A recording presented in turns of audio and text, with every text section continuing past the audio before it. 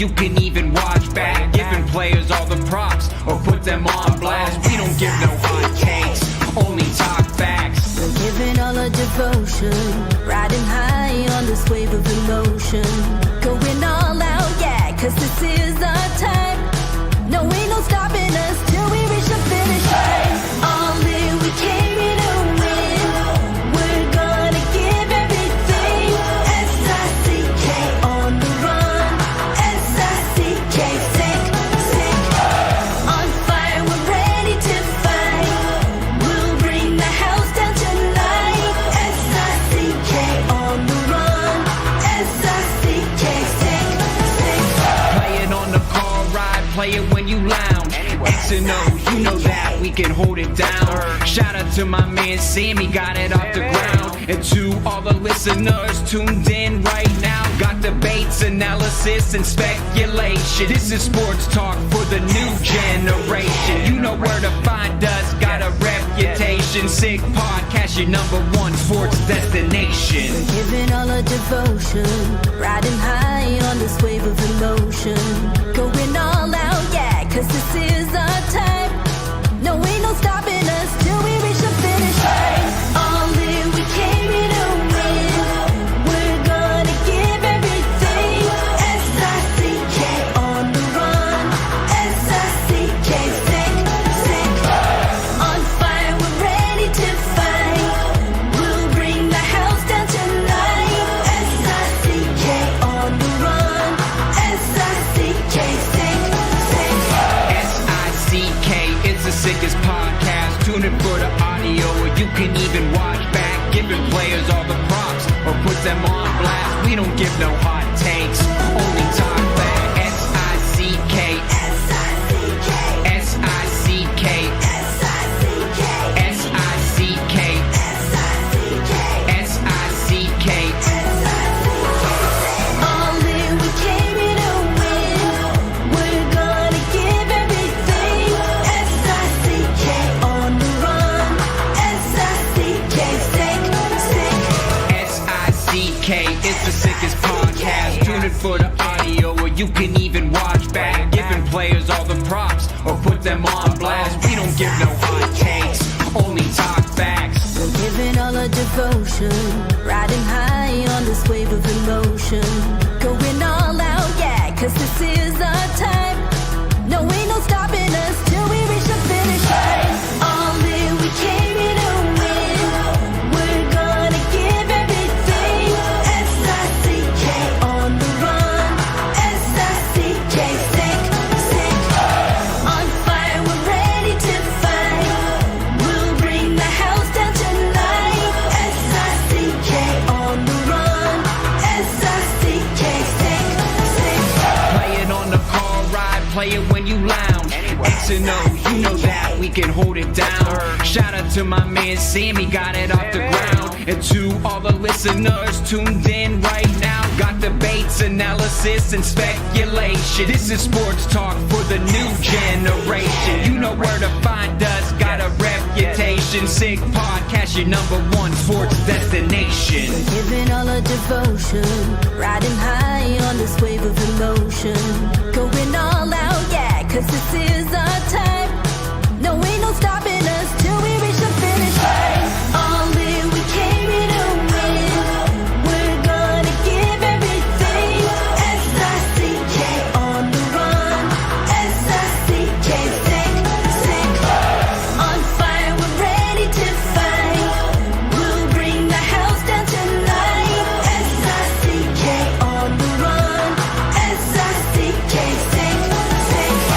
S-I-C-K, it's the sickest podcast. Tune in for the audio, or you can even watch back. Giving players all the props or put them on blast. We don't give no hot takes, only talk back. S-I-C-K, S-I-C-K, S-I-C-K, S-I-C-K, S-I-C-K, S-I-C-K. Turn up your volume. Because you're about to listen to The Sick Podcast. The Eye Test with Pierre, McGuire, and Jimmy Murphy. The Stanley Cup winning Colorado Avalanche. And after 22 years, Raymond Moore The sickest NHL podcast. It's gonna be sick. And welcome to another edition of the Eye Test here in the Sick Podcast Network. He is Pierre McGuire. I am Jimmy Murphy. Pierre, how are you, my friend? Very well, James. How are you doing?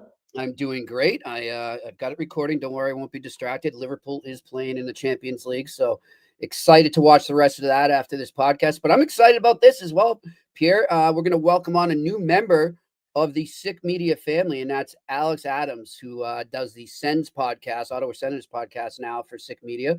He'll be joining us to talk some Ottawa Senators and see what things are brewing over there, and as they get their training camp underway. And as always, we'll do our Q&A in the second half of the show. But Pierre, before we get to Alex, interesting comments from our friend Brad Marchand as he met the media down at Panthers training camp. And this, I think, is the first time he's addressed the media since he signed the contract, that 6-year, $31.5 million contract with the Florida Panthers back in July. And he flat out said that the no tax situation in Florida played a major role in him signing with the Panthers. He said the other thing was that he wanted term. The Bruins weren't willing to give that. And Pierre, give credit where it's due. And you said both of those things were going to be an issue for Marchand. And would help the Panthers when people were saying, look, he's not going to end up there. They're not going to be able to keep him. They're not going to be able to keep Ekblad and Bennett. They can't do it all three, but they were able to do so. And as has been the case so many times over the past few years, the no tax situation plays a role. Yeah, it's not good to throw stones. People are allowed to form opinions and have thoughts, which is great. I think it's really good. And I'm glad people do have thoughts and different opinions. I think it makes it fun for us to do our job every day. Right. That being said, there are a lot of people that got this wrong, and they should say they got it wrong. Yeah. They got it wrong in terms of how the contract was going to be done. They got it wrong in terms of the no tax versus tax and how that was going to be perceived. And they got it wrong in terms of the relationship that Brad had with his teammates after winning the cup. The cup was a thing that led to Ekblad staying there, Bennett staying there, and Marchand staying there. The cup was the thing, because now they're going for something that really hasn't been done in a long, long time. Yeah. Since the Islanders. Yep. They got a chance to win 3 in a row. Yeah. So I've been part of 2 in a row. I know Detroit's been part of 2 in a row. I know Tampa's been part of 2 in a row. Like I get it. I know the history pretty good. These guys got a chance to do something special. Plus, they've been in the final. They've been in the final 3 years in a row. Yeah, so that would make that leads to a lot. But for those people that, and there were a lot of them, Jimmy. We talked about it off the air, saying this is what's going to happen. He's ending up in Toronto, and this is why it's going to happen, and he's going to get this. And I know on the eye test it wasn't that way. No. And people kind of, Pierre, and look, I'm not trying to, look at me, we were right. I'm not trying to say that right now. But what I'm trying to say is, like, people were coming at us saying, how dare you say that? You're demeaning the accomplishments of the Florida Panthers by saying that's a factor. As you just said, no, the biggest factor is the ability for him to three-peat and be part of that before his career ends. And he wanted term. He's an addict. He can't help himself. He needs to be in the game. He needs to be in the rink. He is. I want to play till they kick me out. Yeah, well, I had the honor, and it was an honor to work with Brian Trotty. I told you this a million times. You don't coach players like that. They're Hall of Famers. Yep. You maintain players like that. You make sure they're in shape. You make sure they have information. You make sure their health is okay, and you make sure that everything's going well for them away from the ice. That's your job as a coach. With those kinds of players. Other guys, it's different. And I can tell you right now, I remember Brian Trotty saying to me numerous times, it would just be he and I in the rink, because he would stay late and watch tape, or he'd stay late and work out, or just hang out and want to shoot the breeze. And he would always say, they're going to have to cut my skates off before I leave. That's great. Because he was addicted. He was addicted to the game. Yep. And I've always had such a good relationship with Brian because of that. I have so much respect for him. And Brad's a lot the same. Yeah. They're very similar type of people. Who was like that and had a direct influence on Brad is our good friend Mark Recchi, who was there at the tail end of his career with Brad Marchand. And that's probably something that rubbed off on him, was sort of I'm not saying that Brad didn't have the passion already inside him, but he got to see Recchi at the end of his career every year have to sort of maybe recreate himself a bit as he entered a new season and got older, right?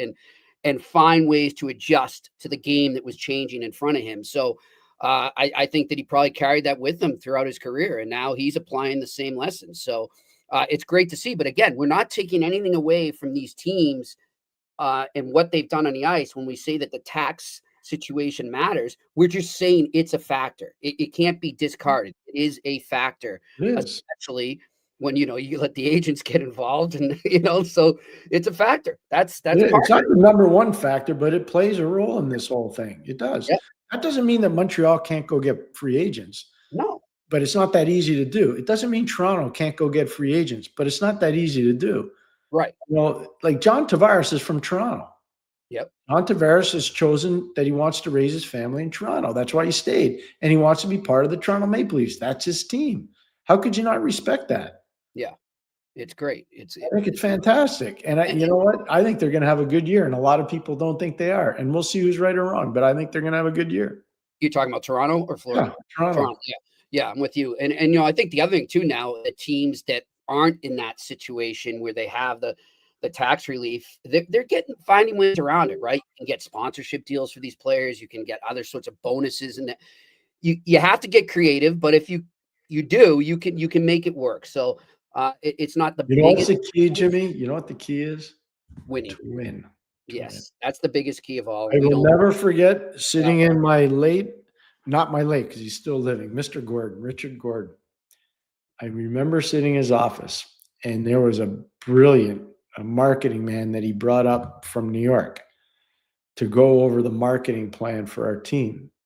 And the man was brilliant. I have never heard anybody speak like that in the video presentation. It was amazing. And at the end of it, I said, "Did you ever factor winning into this?" He goes, "Well, no." I go, "Well, here, I'll tell you the number one thing for marketing and for getting players is winning. If you win, you don't need all this other stuff." Exactly. It's so important. Winning is really important. And players want to know they have a chance every year to win. Yep. That's why this is, Jimmy, this is why it's such an exciting time of the year right now.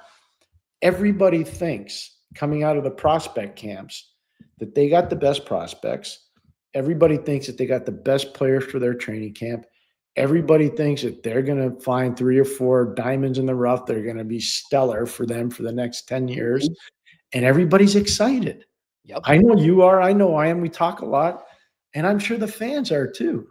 Yeah, for sure. For sure. And, I think it's interesting, you say that's the biggest factor is winning. What are we seeing now more, Pierre, when players are up for a new contract? I mean, look at Connor McDavid as a perfect example right now, right? Like, it's not just about the money to him. He knows he can just sit at the table and demand whatever he wants for the money. And he'll get it. But he wants to know how much, how many years during the duration of this contract that I'm about to sign do you think you can stay competitive and be a contender? And that is clearly the major discussion that's going on between the Oilers and McDavid and between a lot of players now. And I love to see that. I love to see that that's a major factor in contract discussions, and it's not just the money. In the interview process I went through in Pittsburgh on 2 different occasions, I can tell you right now the heat was on because they didn't want to waste any year with Fleury. They didn't want to waste any year with Letang. They didn't want to waste any year with Malkin, and they didn't want to waste any year with Sid. Stahl had already been traded away. But they wanted to win as much as possible with those players. Yeah. And you look at it, 16 and 17, they win back-to-back. Yeah. So they go to the final back-to-back in 08 and 09. They struggle a little bit. Sid's got, he gets racked up pretty good in the Winter Classic. Teams up and down. GM, our friend Ray Shore, gets fired. And then all of a sudden, they go to the final again, back-to-back year 16 and 17, and they win. And now it's been this unbelievable dry spot for them. Mm. And that's why there's frustration. And Right. that's why there's been managerial upheaval and changes. And rumors. And lots of rumors, yeah. Well, you know what, Pierre? Another team that is, trying to create a winning atmosphere and culture to compensate for maybe the fact that they've got a different tax situation is the Ottawa Senators right now. And I think so far I would agree that over the last 2 years, they're doing a good job of that. They've improved. And On to discuss that right now with us is our new colleague, Alex Adams, who you can also find writing for Sportsnet, but here he hosts the Ottawa Senators podcast on the Sick Media Network. Alex, how are you?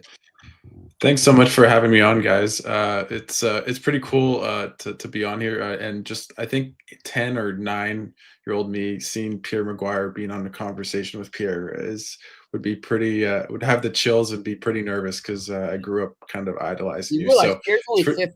He's a young guy. I know that, but I was in Ottawa in 09 and everything. So yeah. Well, Alex, let me tell you, congratulations. I've listened to a lot of your shows and you're doing outstanding work. It's great to be a teammate of yours. So we're thrilled to have you. And Jimmy's talking about the resurgence of the Ottawa Senators. Yeah. I respectfully disagree. This was set up almost 4 years ago. You could see this coming. It was a freight train coming down the track. They just needed to take it one notch up. And I think they're doing that now. Alex, would you agree? I definitely agree that I think this team is on the precipice, as you mentioned, Pierre, to take that big next step this year. I think they have everything in place. As you mentioned, the foundation was laid with Stützle, Sanderson, Tkachuk, and now they've added those ancillary pieces around the core. You look at guys like Dylan Cousins, Shane Pinto, bringing in guys like obviously Giroux, Eller. I think the team's really deep now, unlike they were in the past. I think Travis Green deserves a lot of credit for molding those star players, especially guys like Tkachuk and Stützle that didn't really play on the other side of the puck and in their own end. And now last year they really did that and they became a way more stout defensive team. And I think, the Atlantic Division outside of Florida is pretty open. And I think Ottawa has a really good pathway to kind of making a jump and kind of surprising some people in the Atlantic Division. I agree. Jimmy's spot on. Yeah. He's right on. I totally agree. And, you talk about Pierre, and you're right. They were building a foundation there, but he mentioned sort of the big names there. But Pierre, I know you're a big fan of him, and I think he's going to have an even bigger year now, and that's Shane Pinto. Alex, what do you see in terms of the role he's been developing on this team since he came back from that suspension? I think he's in such an interesting spot with the Senators because he's that third line center. He's one of the best third line centers in the league. Yeah. He's such a good defensive player. He can score goals shorthanded, can shut down guys. If you look at how he played against the Matthews, Marner, Nyes line in the playoffs last year, he was really good. Those guys didn't get a lot of room, and I think that's a huge credit to Shane Pinto. He's in kind of a contract year.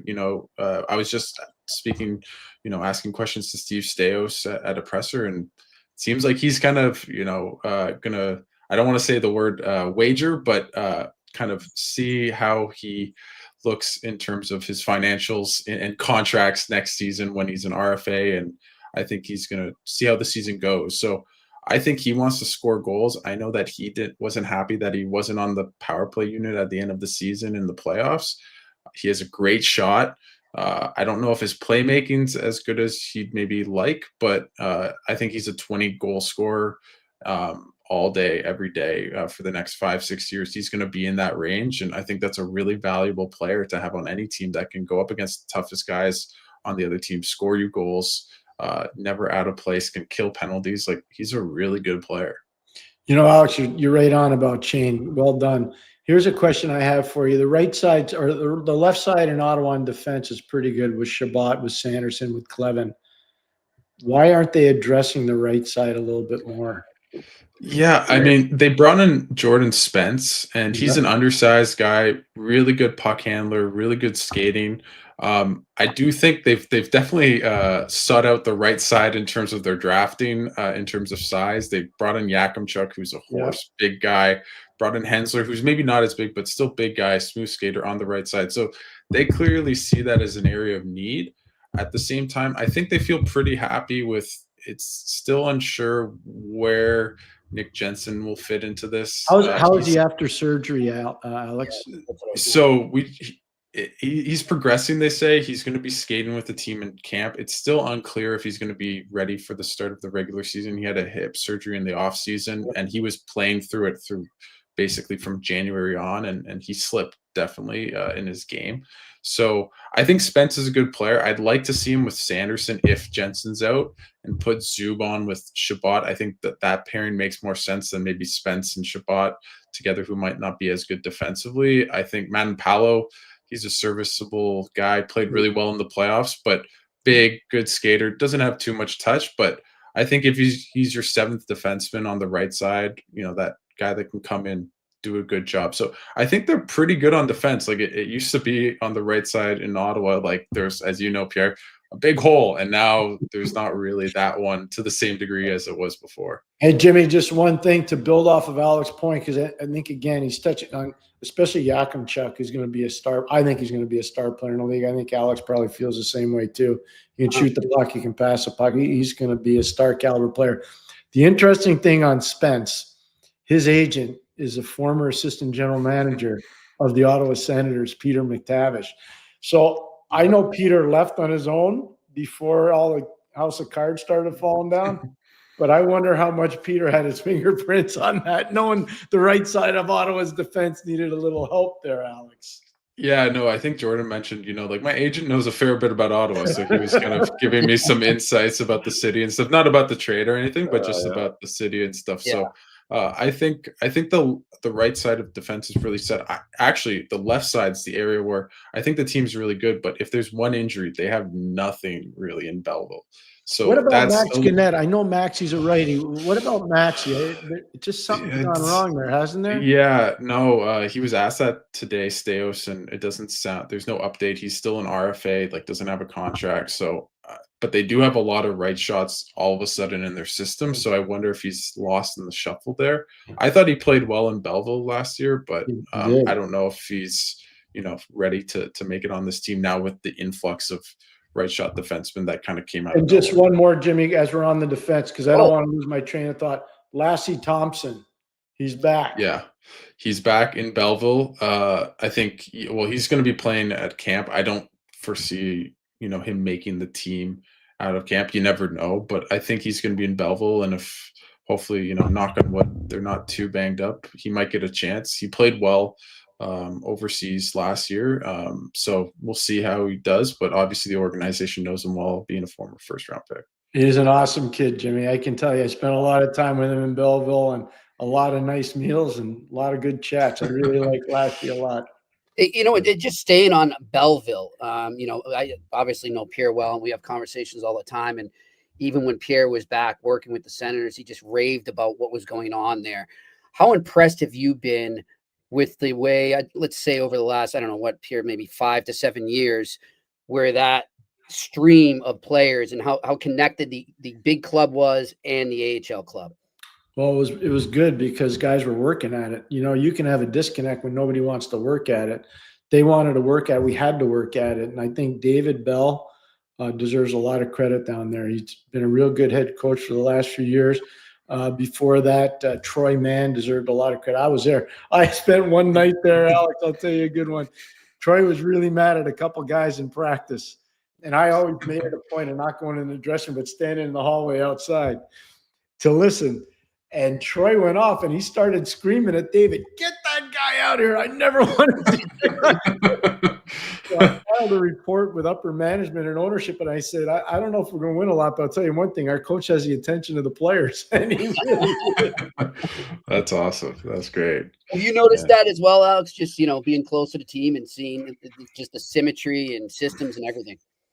I know, I don't know if you knew David Foote at all when you were working for the Sens, but I know him pretty well, and he's the PR guy, kind of does everything in Belleville. And he's mentioned since new ownership has come in that there's definitely been a big emphasis on kind of tying the two teams much more closer together.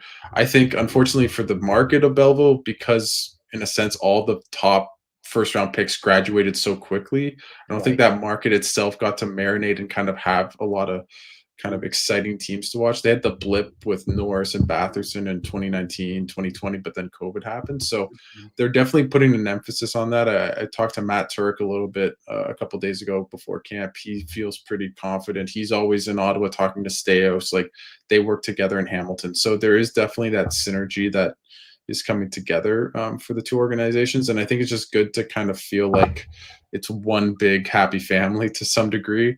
And we'll see how it translates on the ice and how it, actually works. But I think it's good just that there seems to be much more unity on kind of both fronts. Really well said. That's really important. Go ahead, Jimmy. Sorry about that. No worries. Linus Ullmark, I obviously got to know him pretty well when he was in Boston and covered him a lot. But I'm just wondering, what was your impression of him in his first real full year? You know, like he maintained health for a good part of the year. What's the vibe like around Ullmark right now? He's a character. I mean, I don't know if if you were around him in Most goalies Boston. are. Yeah, no, but I mean, Yeah. he's just he's almost like, I always think of him almost like a quasi philosopher. Like he's just Yeah. bringing out quotes about life and what it all means Yep. and relating it to farming or what, but I think he's definitely an interesting guy. And I think, for this team, what he definitely brought in was just, some consistent goaltending, right?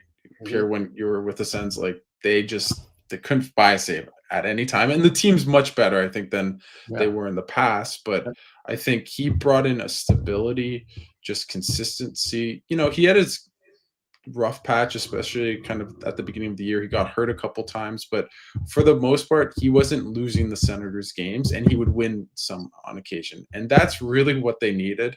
And, a 19-10 save percentage isn't a world beater, but it's good, right? It's a good save percentage. I think he played well. I think they just needed some quiet, maybe on the ice, maybe less off the ice, because he does love to talk. But I think he's just been a really good addition to the Senators. I'm really curious to see about Levi Merlainen as well. He played really well in Belleville, was outstanding when he came out to the big club. I asked Travis Green today at their press conference, like, how many games do you envision Merlainen playing? He's like 30, 35. We'll see kind of how the two split out. So I was a bit surprised by that. I think because of Ullmark's history of playing in a tandem, being hurt, I think it's going to be maybe not a tandem, but closer to that, 2 games for Ullmark, 1 game for Merlainen. I don't think it's going to be Ullmark playing, 60 games or 55 games. I think it's going to be much more even. That's his comfort spot. That's good. Yeah, that great point. Really good point. Alex, what about the rink? What about the rink downtown? What about LeBreton Flats? Now, I'm of the belief they probably won't have it done before 2030. Am I off base? I don't think you're off base. I hope we're both wrong. But I do feel like they announced that the Sens bought the land in LeBreton Flats. Like, I do think that's a monumental step. I do feel like everything's going towards an arena coming to Ottawa. I'm not saying I have concrete reporting or that I feel like it's 100%, but I think we're at a point where it's like, okay, I'm pretty sure there's finally a downtown arena at LeBreton Flats coming to Ottawa, which is, it's been too long. Yep. Yeah. And I think it's going to be huge for the market for, just generating revenue, which I think is going to be an interesting thing as the cap rises in Ottawa. And if, Mr. Andlauer wants to spend up to it, but I do think there is going to be an arena downtown in Ottawa coming. Now, when is it arriving is a much better question, but do I think will it arrive? Yeah, I do think so. I agree. You mentioned Mr. Andlauer there. He had a quote the other day. I forget who had who was the source, but he admitted it's tough right now being in a small market town, a small market team. What is your when you hear that? Is that sort of a cold reality check for Senators fans, or is it just they understand that already and they're gonna see where this goes and see where it leads us? Yeah, I mean, I think he was surprised by a lot of things, from the first round pick to, and which he said on record. I'm not saying anything new, but I do think that he, first and foremost, I think understands that if you put up a winning product, you're going to make more money. That's just how it works, right? If you go to the Stanley Cup Finals, you're going to make way more money than if you miss the playoffs, right? So I don't think he's going to not spend at all just to kind of make sure his piggy bank, looks better. I do think, and he has invested, being around the team, they have new facilities, they have more staff. I remember coming to training camp last year after covering the team in the 23-24 season. I'm like, there's 20 more people. Where did all these people come from? Right. So he's investing in the team. And I think that's the important part. But I think as the cap rises, and if it does, and we start seeing tiers where it's like Toronto, LA, New York, and then Buffalo, Ottawa, I think that's where we're going to see, okay, is he going to be spending to the cap, or is he going to be spending a modicum close, or is he going to be kind of in that lower tier? I do think as an owner, he's much more wired, at least being around him, hearing him, to spend more than maybe he, within his means to some degree. But it is a business, and I think he's not going to, go broke just to put up a contender. Are the fans excited about where this team is right now? Do they see the window starting to open right now, Alex? I as a journalist and being around, I'm from Ottawa, born and raised, I've never seen them this excited for a long time, probably since the Carlson run, which kind of I grew up on a little bit. Yep. But I do think the way that they're going, I think there's a lot of optimism because you can see the pathway. It's like, okay, we have Brady Tkachuk, Tim Stützle, Jake Sanderson. They're all young. Outside of Tkachuk, who's out of contract in a couple of years, they're going to be on the team for a while. You can see the pathway for them to be a consistent team for a while. So I think it's going to be really interesting to see what the attendance is like. I know the Senators have mentioned they're getting more season ticket holders this year. There's been a significant rise, not to where they want to, but substantial. Yeah. So I think if they continue, if they have a really good season, top 3 in the Atlantic or win the Atlantic or whatever, I think we'll start seeing more and more packed houses. And the arena was much more electric last season than in the past couple of years. Hey, that series with Toronto, it was awesome. I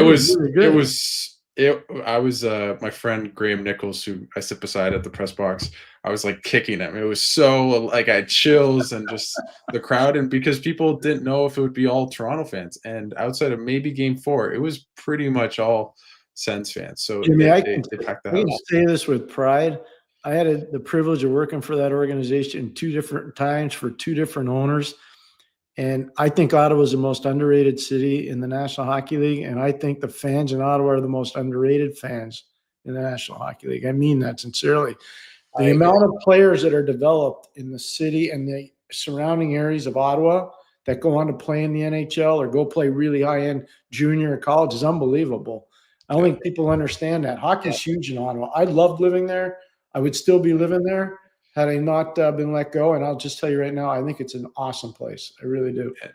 Yeah. Now, I might be wrong, Alex, but I don't remember, because sometimes when you see it a lot in Florida, right? Because they get all the snowbird fans from up in the Northeast, and when the Canadians go there, the Rangers, the Bruins, and when they end up playing one of those teams in the playoffs, they put a limit on the amount they check where you're buying the tickets from, and they put a limit on it because they don't want to get taken over by the other team's fans, right? I didn't see that in Ottawa, and that's why I think, did they or no?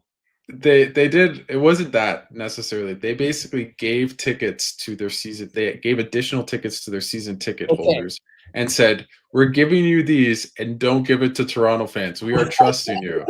And guess what? Their trust was rewarded because they kept their promise. That's awesome. They did. Yeah, because that's what Pierre said. And you said, I was really impressed, watching that series where you could tell it was a home game for the Ottawa Senators, where in the past, whether it's the Canadians or Leafs that were there, it was you're just in Montreal or Toronto. So I thought that was pretty impressive to see. And the other thing I would say is the players really love that. If you go to a man and I think Brady said, or someone mentioned it, but the players don't like when Toronto takes over the stadium or when Habs fans do. Of course they don't. And that's why the Ridley Gregg thing was a thing, right? When he did the slap shot, it was a bit of a, go away to Leafs fans, and fair enough. And I think it's all in friendly, fun, but just kind of getting back to my point, I think the fan base is growing, and I think the players really, and sometimes it's just you're saying the right things. We love the fans, but you can see it on their eyes where that atmosphere was unbelievable. We want to be back, right? Brady said it, all those guys said it, and it was unbelievable. When David Perron scored that goal in Game 6, and you feel like the Leafs are going to blow another lead and go to Game 7, and we know how that goes. For 3 minutes, it was just crazy. It was just pandemonium. So hopefully we'll see that again next year, and it'll be a fun ride. Alex, you've been great to join us. Thank you very much. We'll continue to watch your show. Keep up the great work. Awesome. So glad to be your teammate. Thank you very much. Yeah, thanks, guys. Great to be teammates. Remember when I think the Bruins are there, they play the Canadians on a Thursday, but I believe that, on a Saturday, and that Thursday before they play the Senators. So I'll let you know. Ottawa's a great city, so come say hi, both of you. And again, All right, my Yeah, friend. exactly. Thanks so much, guys. Alex You Adams too. joining us here on the Eye Test on the Sick Podcast Network. And, it's good to see Pierre. I know that there's a spot in your heart from working there, and you must be happy to see them back and to see what they're doing. I'm thrilled because most of those kids, whether it's Sanderson or Clevin or Brady, Ridley, Gregg, Shane, Pinto, spent a lot of time with those guys, and you watch them grow. And Levi was just a first-year kid when we got him and sent him back. We sent him over to Finland. Then he came back and played junior, and it was really good for him. Tyler Boucher, I don't know whether he's going to make the team or not, but I remember driving down from Ottawa to help him make the decision about leaving BU and going to play for the Ottawa 67s. Took him out to the stockyard in Boston. Had a long talk with him. That place. Had a long talk with him there, and then drove him back to his dorm, and then called his father, and we eventually got him to leave and go to play for the 67s. But a lot of those kids are really good kids, and they're good players. They're really good players. I still don't understand the Josh Norris thing. I get it from Dylan Cousins, is who Dylan Cousins is. Josh Norris was a big voice for those young guys there. I'm just telling you, he was. Yeah. Well, let's hope he stays healthy for his sake. I don't cheer for teams. I cheer for guys. Yeah. He's one guy that I'll always cheer for. I had a phenomenal relationship with him. I was really grateful for the way he treated me when I first got there. And, we had some pretty honest, hard talks over the course of the time I was there, and they were really good. And he obviously grew up in a hockey house. So he was not a stranger to some of those discussions, and it was good. It's really good. Good stuff. All right. Well, let's remind everybody, as we do every day, we will be out in Belfast. Well, Dublin first, and then Belfast for the Friendship 4 at the end of November, and then again the end of December into the new year for the women's tournament. We're really looking forward to it. Big thanks to our good friends from the Belfast Giants and Cara Group Travel. Pierre, we were going back and forth with Mr. Fitzpatrick of the Belfast Giants, and every time I talk to that man, because he's got such this excitement, you can even feel it through a text.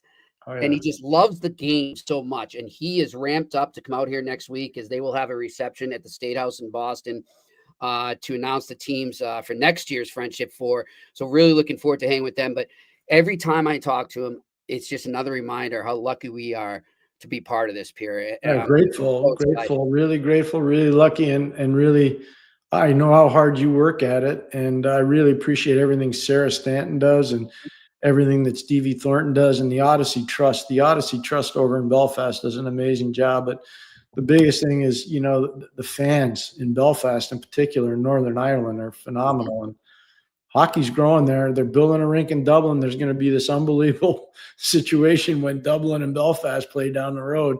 It's going to be awesome. It's going to be really special.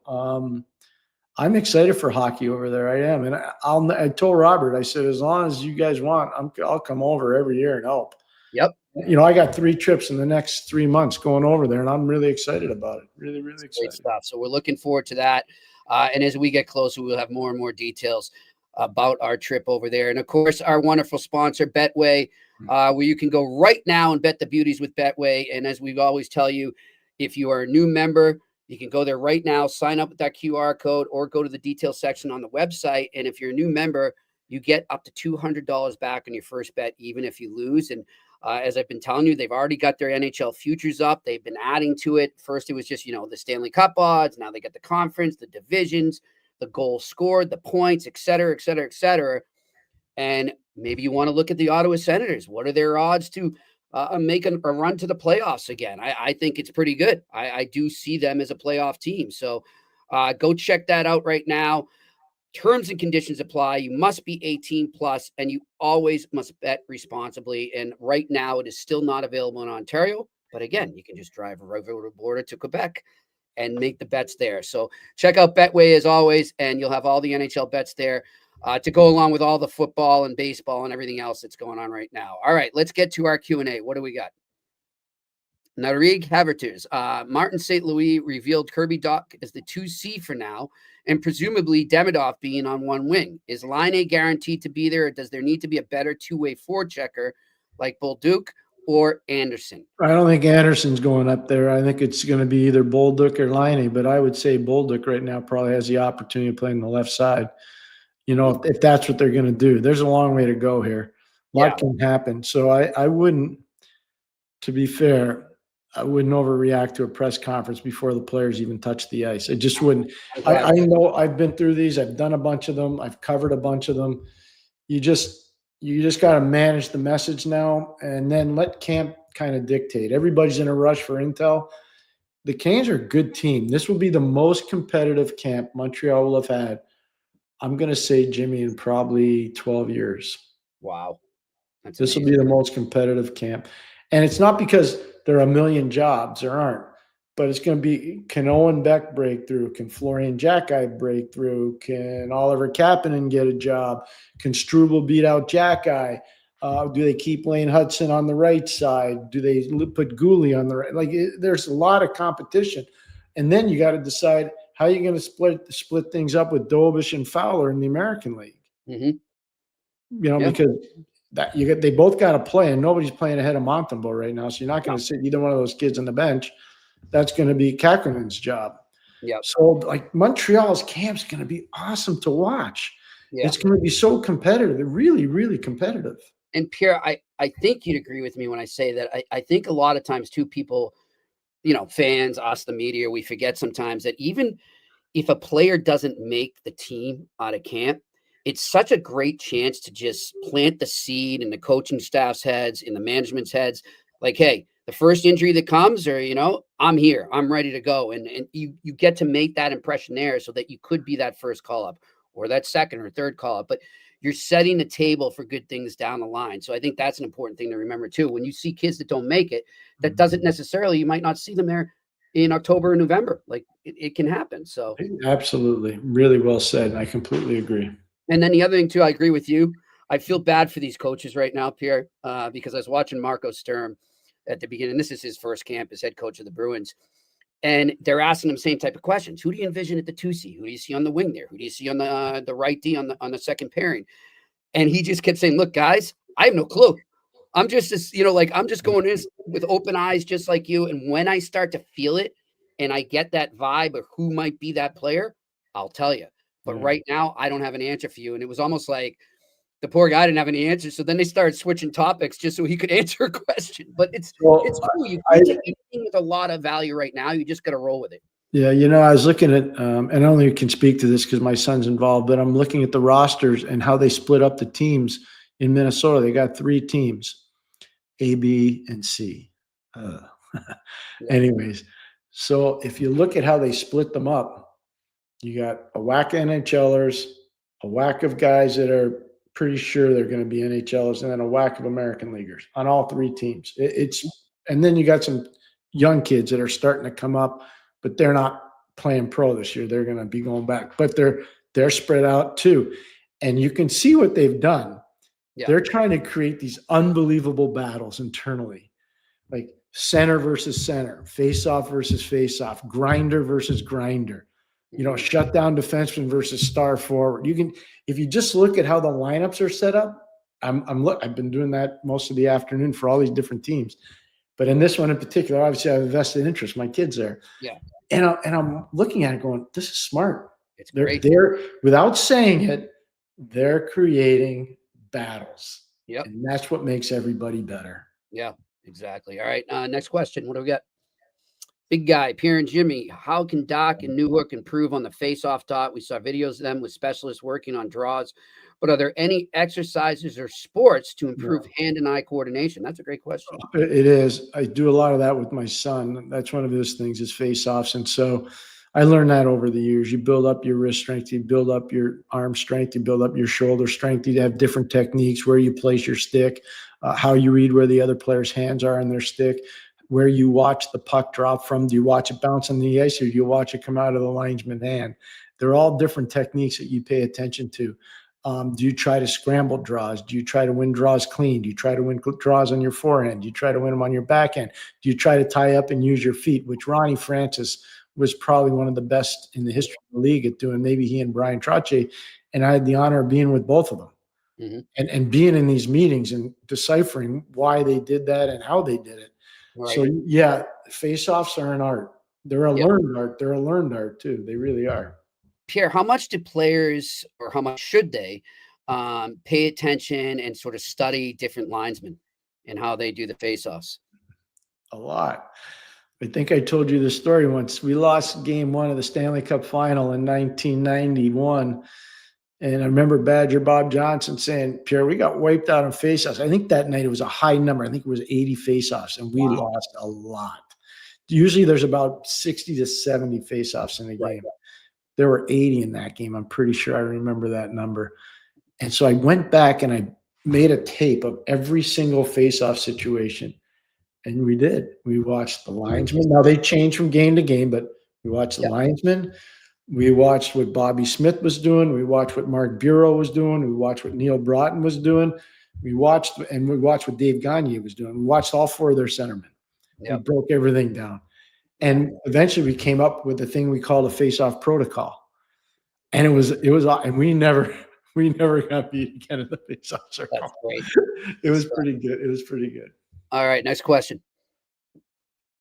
Juice _031017. Will Tyler Toffoli become the new captain of the San Jose Sharks? I think he's a very good candidate. I haven't been following. A legitimate candidate, yeah. Yeah. I'm trying to think off the top of my head. Who else? I don't know. It's, I just don't know what do they want to name Celebrini the captain now, because that's who's eventually going to be the captain. Right. I don't know. I mean, I remember when Sid was named captain in Pittsburgh and everybody was saying, he's too young. He's too young. It turned out pretty good. Yeah. You just, every team's different, right? You just got to feel the vibe there. Yeah. I'm just kind of looking at their veterans. I mean, I don't know. Do you go with maybe Barclay Goodrow? He's a great leader. Who knows? We'll see. But yeah, we'll see what happens with the Sharks there. All right, next question. Simo, cocky training. Pierre, Lardis looked really good in prospect showcase for the Hawks. Has a great release, and you can tell a true knack for scoring goals, especially on the power play. How do you think he'll do in Rockford? First of all, I agree with this 100%. I watched them play against Minnesota on Sunday. Minnesota won that game. It was a really good hockey game. It was a nasty. There was a lot of stuff involved in that game physically. Lardis looked good. He can shoot the puck. He can skate. I think he needs probably a little bit more time and space in the pro game right now, just because he's a little younger. Power play, I think, he'd be really an effective scorer. No, he's going to be an NHL player, and he's going to be a good NHL player. All right, next question. JL3335, is Brady Tkachuk going to tone it down a little? Anyone come in to take some of the enforcer responsibilities away from him? Oh, okay. I see what you're saying. I see. Yes, I think that's something that Travis Green will have to talk to Brady about. But here's the one thing I'd caution everybody. Yeah. That's part of his identity. That's just part of who he is, how he plays.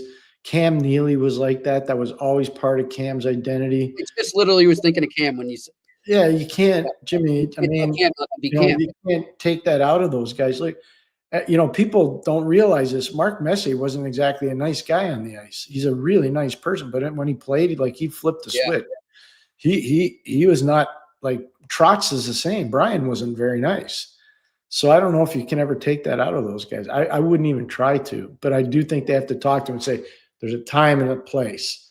We need you on the ice 18 to 20 minutes a game. Right. If you're taking, a minor and a major, he can't be an instigator.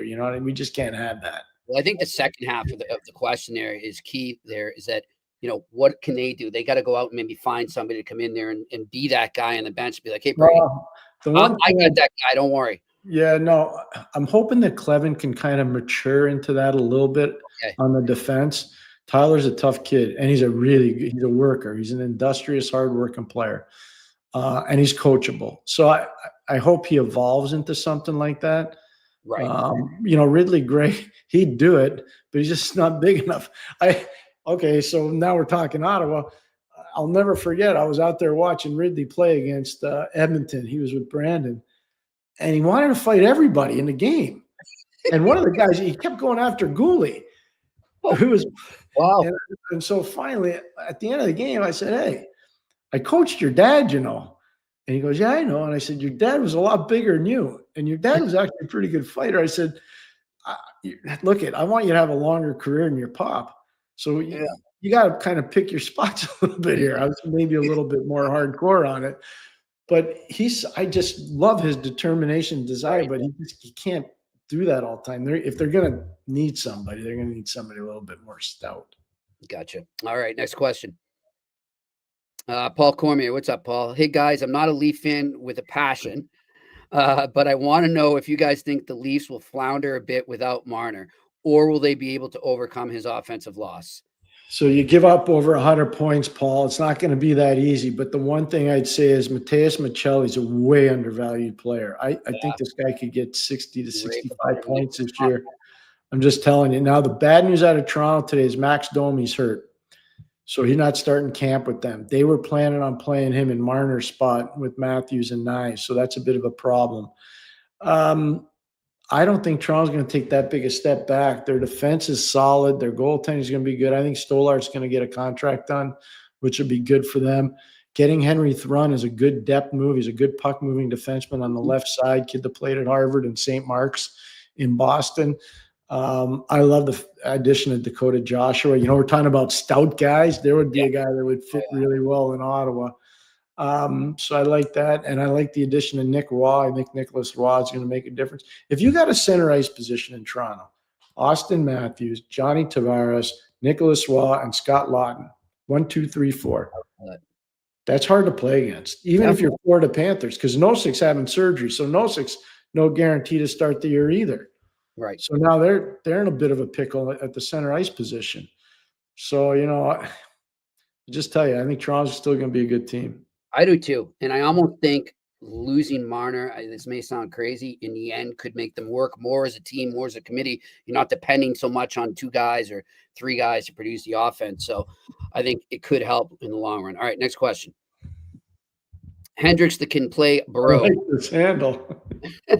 Would this Canadiens team with more talent be able to pass through a Washington playoff series, or are they still missing guys? Because we all saw what Tom Wilson did and the bench brawl left. Yeah, that's fair. I mean, this is why Arbor's important. This is why Jade Strubal's got to do his chores a little bit more frequently this year. I know they're both defensemen. This is why Josh Anderson's a feared guy. I remember watching him fight Tommy Wilson in Washington and do a number on Tommy. Josh is a tough kid. So everybody's got to have a certain role on the team. You don't expect Emidov to do that. You don't expect, Slavkovsky to do it. You don't expect Caulfield to do it or Suzuki, but they're guys that do have to do their chores. But I do think this team is maturing at the right time, and I think more than anything else, they got so much organizational depth. They really do. That's why I think a player like Florian Jacki gets a really long-looking training camp. Yep. I really believe that.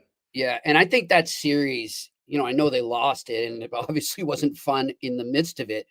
But I think when they go back and over the summer, they probably take a look back at it and learned a lot about how hard it is physically to win in the playoffs. So I think it's a huge lesson. All right, next question. Randy Workman, what did you think of the extension Backlund got? 2 years, a little over 3.5. Thought it was fine. Fair. Not too much, not too little. I think it was perfect. It's perfect. And then Michael can call a shot and go out on his own, and started in Calgary, finished in Calgary, had some good moments there, and a very solid citizen. No, I was happy for him. All right, next question. A to Z me. Reinbacher seems to be needing some more time in Laval. Would you guys consider re-signing Matheson? Yes and yes. I would wait on the Matheson re-signing until February. I wouldn't be in a rush to do it. He wants to stay in Montreal. I think a lot like Marchand, it's going to be more about term than it is about dollars. He wants to keep playing. He's still got live legs. He's one of those guys that might be able to play for a little longer than most guys just because his legs are alive and he's never really had serious injuries. Reinbacher needs time. If you're going to – it's easy to say this. It's harder to do it. But if you're going to play in the NHL, you've got to be really noticeable in a positive way in those prospect games. And I just don't know if he was. I watched a lot of players. Lardis is an example. Minnesota had 3 or 4 guys that really stood out. Anaheim had guys that stood out. Watch Vancouver, Seattle. They had some guys that stood out. Right. Ottawa had guys that stood out. Montreal, obviously, Demidov stood out. I mean, you watch all the games. if you're not standing out in a prospects game, chances are you're going to need more time in the American League. Yep, I'm with you on that. All right, next question. Juice _031 017. Pierre, what's the best Russian city you visited? Well, Moscow's beautiful. Yeah. It is. It's amazing. It's amazing that it's 18 million people, but it's beautiful. Not Ufa. I always used to stay at the Swiss hotel there. I'll give you I love the Argentinian beef in Russia too, by the way. And Igor, Igor Larianov's got a great restaurant in Moscow and St. Petersburg. Like St. Petersburg a lot just because of the Hermitage. It's a beautiful place. I had an amazing 3.5, almost 4 weeks in Sochi. Been to Magnitogorsk, I've been to Ufa, I've been to Omsk. They're all interesting. I thought Omsk was really cool. There are 4 million people that live in Omsk. It's an 8-hour plane ride east from Moscow. Wow. It's pretty far. It's a pretty neat city. I think you're about 90 kilometers from Kazakhstan. I think you're about 100 kilometers from Mongolia when you're there. I never have had, I know all these people complain about it. I've told all my friends because they know I've been there a lot. I enjoyed my visits there. Pierre loves his travels. It's great. But I liked it there. And I respect all those guys. Like the Russian guys blew me away how hard they work. Those guys work their tails off. They do. Oh, yeah. They really do. Culture. All right. Next question. Juice again. Pierre, how good of a league is the professional men's hockey league in France called Ligue Magnus? And there are some good teams in there. They're getting better. It's a little bit like British hockey was maybe 10 years ago. It's starting to come. They're starting to get more imports. I know some college kids that I've trained that have gone over there and actually played and have done well. Don't pay attention to the point totals. They're a little skewed because there's some teams that are really good and there are others that aren't that good. So you got guys bringing up big numbers. I think it will continue to evolve and get better. I get the feeling they're putting more and more money into it, which I think is really good. So, no, I do know the league, and I know a lot of the guys that are playing in there, which is impressive, I think, because they're younger guys looking for a chance, and they're getting that chance, which I think is good. All right, next question. Big guy again. If you could change the schedule, would you? Within the East and then play the West in the Stanley Cup Finals. So you're saying, big guy, if I'm correct, you're saying stay in the East and then go to the West in the finals. If that's correct. But isn't that what we do now? East plays West. He's saying like they used to do in baseball, Pierre, I think, when it used to be American League all season long, and then you wouldn't play the National League until the World Series. No chance. Never doing that because Connor McDavid's got to be in every rink. Nathan McKinnon's got to be in every rink. And if I'm wrong, big guy, correct me. But that's the way I read it there. So no, but I'm going by what Jimmy said. But I want every player to have the opportunity to play in every rink in the league. I remember when Ovechkin first came in the league. You can go look it up on Google. Ovechkin used to go into Vancouver and go into Edmonton and Calgary, and the freaking hotel was surrounded by people. It was awesome for the sport. Yeah, it was great. So no, I don't want Gretzky coming missing guys. No, I don't want that. No. The one thing, though, Pierre, and this is one thing I'd love to see, but I just don't have the solution to do it, is how do we get more division games in there without preventing the chance that maybe fans in each city don't get to see McDavid or Ovechkin? Like, how do you manage that if you can? I don't know. Right? I would love to see a solution to that because I think I don't know, Jimmy. I haven't thought about it enough because there's a dollar thing in here. Yeah. There's a competitive balance thing in here. There's a lot that goes into it. It's not just we're gonna do this. Right. You gotta think about it. Yeah. So it's not that easy to just answer in one podcast. You got to really write it down and think about it. All right. Well, I'll do some thinking before the season starts. Big guy said we were right there. So, all right, great stuff. That's all we got for our questions today. Big thanks to Alex Adams. Check out his podcast. Check out his podcast. Seriously. Yeah, he's doing a great job. He knows his stuff when it comes to the Senators. He also writes for Sportsnet. So check out his writing there on sportsnet.ca/NHL. Big thanks to Shane working the boards up in Montreal. And Pierre, you have a wonderful night, my friend. I'm speaking to the Ferris State University hockey team tonight. Really? Mm-hmm. What, like via Zoom? Yeah.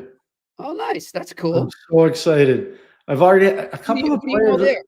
Brett Riley's a head coach. Brett's there. I keep forgetting. Yeah, so I'm really. I got a text like last week, and then I've had a couple of players text and say, "I'm so excited." I'm like, "Wow, how'd you get my contact?" Yeah, it's really good though. I'm so pumped to do it. I love it. You got to get Brett on campus Friday. Oh, we will. He'll come on for sure.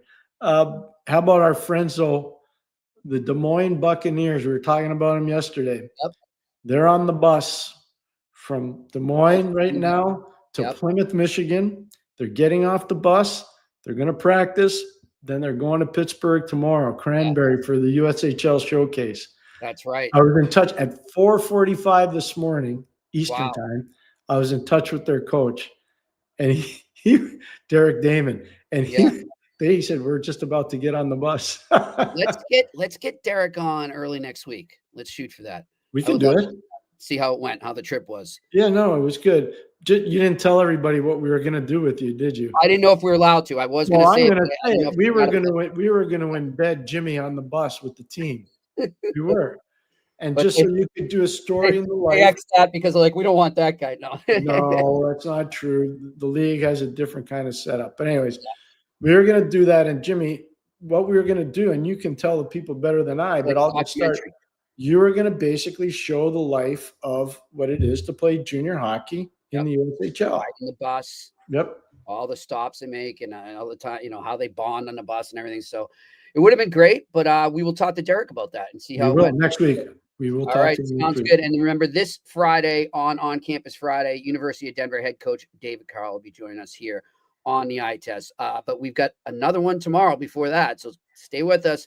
We'll see you tomorrow here on the eye test on the Sick Podcast Network. And that's a wrap. Hope you don't miss us too much until next time. Follow the eye test with Pierre McGuire and Jimmy Murphy on YouTube, Facebook, Google Play, and Apple Podcasts.